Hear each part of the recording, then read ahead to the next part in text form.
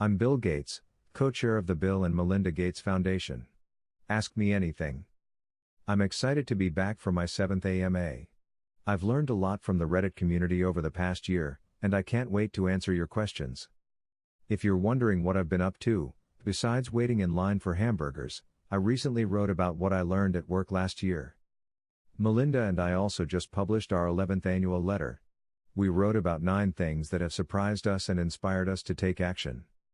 One of those surprises, for example, is that Africa is the youngest continent. Through it all, what makes you happy? Looking for ideas. Some recently said that when your children are doing well, it really is very special, and as a parent I completely agree.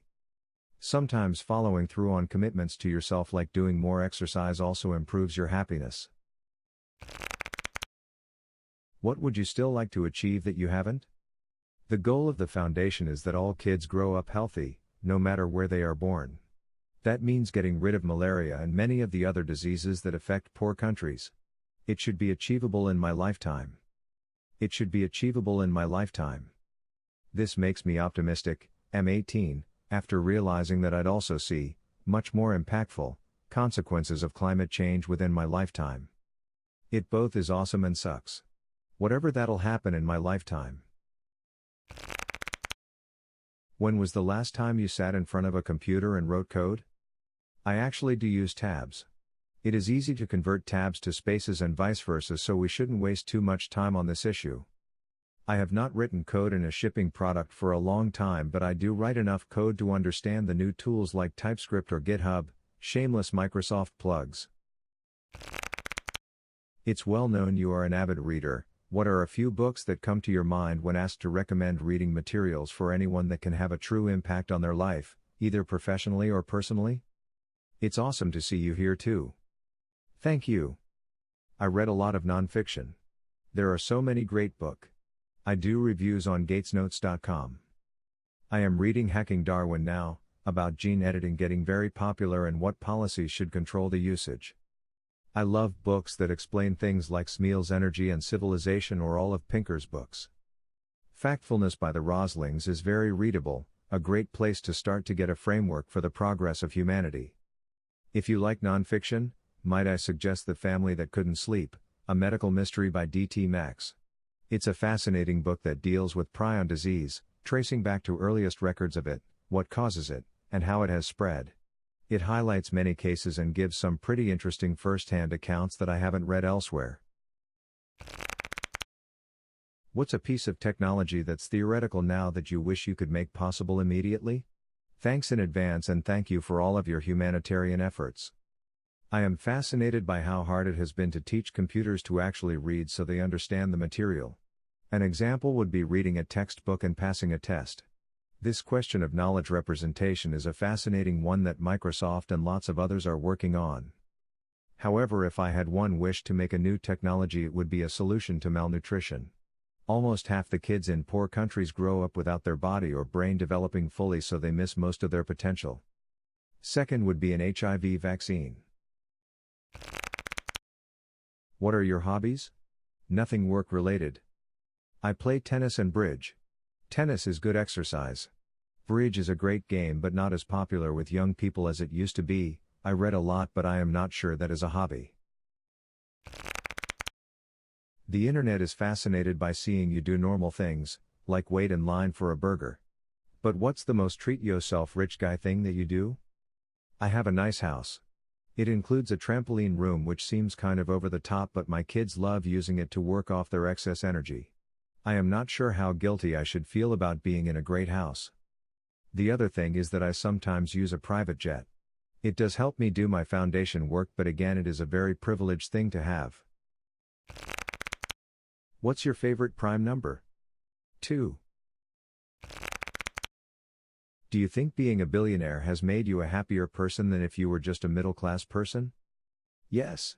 I don't have to think about health costs or college costs. Being free from worry about financial things is a real blessing. Of course, you don't need $1 billion to get to that point. We do need to reduce the cost growth in these areas so they are accessible to everyone. If you could go back in time and give your younger self advice, what would you say? I was overly intense and socially inept. I would try and make myself more self-aware without getting rid of the focus and desire to learn. You get a chance with your kids to help them avoid the mistakes you made. Since online courses are on the rise, what is your outlook on the future of education? Online is a great thing to complement what teachers do. If a student is highly motivated, then you can do a lot of the learning online. The old approach to homework, which was paper-based, can be replaced by online. There are some great online courses. However, so far that material hasn't helped reduce dropout rates from high school or college by engaging students in a better way. Our foundation funds a lot of new work in this area, so I am hopeful that it will make a difference. What do you think the greatest threat to humanity is at this moment? There are some things that aren't likely but we should worry about: nuclear bombs and bioterrorism, from nation states, or terrorism, or a big pandemic. This is the 100th anniversary of the Spanish flu, and if it came back, the amount of travel would make it spread faster than it did last time. Once you get past those threats, then the biggest question is global cooperation to avoid climate change and reduce the risk of war. It is disconcerting to see a rise of countries turning inwards and not investing in alliances which have helped us avoid big wars since World War II. Climate change is a real test of how we can work together globally, since it is a complex problem where major changes need to be done well in advance of the big harms. Hi Bill, do you support ranked choice voting? Why or why not? Thank you for your time today. Yes, this would be a great thing. It is hard to explain, but it would be a real advance. Are you happy? Yes. When I was in my 30s, I didn't think people in their 60s were very smart or had much fun. Now I have had a counter-revelation. Ask me in 20 years and I will tell you how smart 80-year-olds are. What's the most encouraging bit of progress your foundation has funded to date? Our biggest achievement is working with partners, including rich government aid groups like USAID and FID, to make sure all the children in the world get vaccines. This is a big part of the reason that deaths of children under 5 has dropped from over 10 when we started to less than 6 now. Gavi is the name of the group that was created. All the donors to Gavi deserve huge thanks, mostly from the voters in the countries who gave. Hello, how's your day going and what have you been watching on Netflix and or TV right now? Melinda and I watch things like Silicon Valley, This Is Us, A Million Little Things. I watched The Americans with my son, too violent for Melinda. I watched Narcos by myself.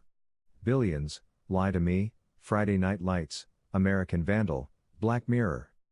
There are so many good shows, people tell me about them but I can't watch them all. Hi Mr. Gates. I work in healthcare in South Africa and I just want to say thank you for the work that your foundation has been doing for HIV research here. Your willingness to help those who have less than you is something that I truly admire and aspire to. My question is, how do I feel like I'm doing enough? With all the pain and suffering that I see every day, it's hard to feel like I am actually making a difference in the grand scheme of things. How do you deal with feeling like it's a never-ending struggle to actually make a difference and help people? Edit. I've noticed a lot of people giving gold and silver in this AMA. Please consider donating the money instead to worthy causes. I'm sure Mr. Gates would appreciate that a lot more. Thank you. And a big thank you to everyone for their kind words, I really do appreciate it. Your point is a great one. As soon as you get engaged in solving problems, you have to face how tough things are. You need to focus on how much you can improve things and feel good about that. We need more people to visit Africa to see the progress, but also to see how much needs to be done. Nothing is as good as meeting people who have to live with malaria or HIV or see their children die. People like yourself who work on the front lines deserve immense credit. Over time the deaths and suffering will go down, but I am sure some days that is hard to see. Hello Mr. Gates. Thank you for doing this AMA. What are some common issues in poorer countries that isn't being talked about but needs attention? What can the common person do other than donate money that would actually help these communities? Thanks. There are a lot of great organizations that help in poor countries like Save the Children, CARE, Rotary, World Vision, etc. My kids have given gifts where heifer and TechnoServe buy chickens or other livestock for families to lift them up. Hi Bill, What do you think about Rutger Bregman's recent comments at Davos? Is it even possible for governments to compel billionaires to pay their fair share of taxes, even if they wanted to? As far as I know, most billionaires, and other people, comply with tax laws. There should be more transparency so it is clear who owns what and how loopholes are reducing tax collection. Countries need to work with each other on this. It is pretty amazing how few countries have estate taxes, even China doesn't have one. What do you think can be done to combat the anti-vax movements? Our foundation does a lot of work to get vaccines to all the children in the world, and there has been great progress. It is surprising to see how in the richer countries the consensus that kids should be protected has been lost. Unfortunately, this will mean some measles or pertussis deaths. Hopefully that will help get over the negative stories that circulate. Vaccines have saved more lives than any other tool. Our foundation is working on vaccines for malaria, HIV and TB, which will make a huge difference. What do you think you, personally, should be paying in taxes each year? I think our system can be a lot more progressive, that is, richer people paying a higher share. A key element is making capital gains taxation more like ordinary income. Some have suggested making them the same, and having an estate tax more like we had in the past, 55% above $3.5 million. European countries collect a lot more taxes but through consumption taxes, but those are not progressive. If people want the government to do more, it needs to be funded, and I see us needing to improve our education and health services. So yes, I have paid $10 billion, but I should have had to pay more on my capital gains. Would you ever consider running for president? No.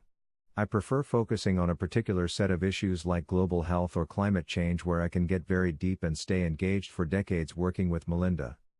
We work with politicians a lot, but my final job is running the Gates Foundation. Universal basic income. Could it work? Should it be the way forward? If not, how do we adapt to the changing role of automation and work? When the world gets hyperproductive, then work will be less important, and people will have to decide what is important and what young people should do to have a sense of purpose. However, we are a long ways away from that world of excess. We still need people to work to produce the goods and services of society. We are not rich enough to give up work incentives. People can do the math on Ubi and figure out what the costs would be. I think we still need to focus benefits on those in need, those who can't work or who need retraining. Admittedly, this means identifying those people rather than just writing checks to everyone, and government does this imperfectly.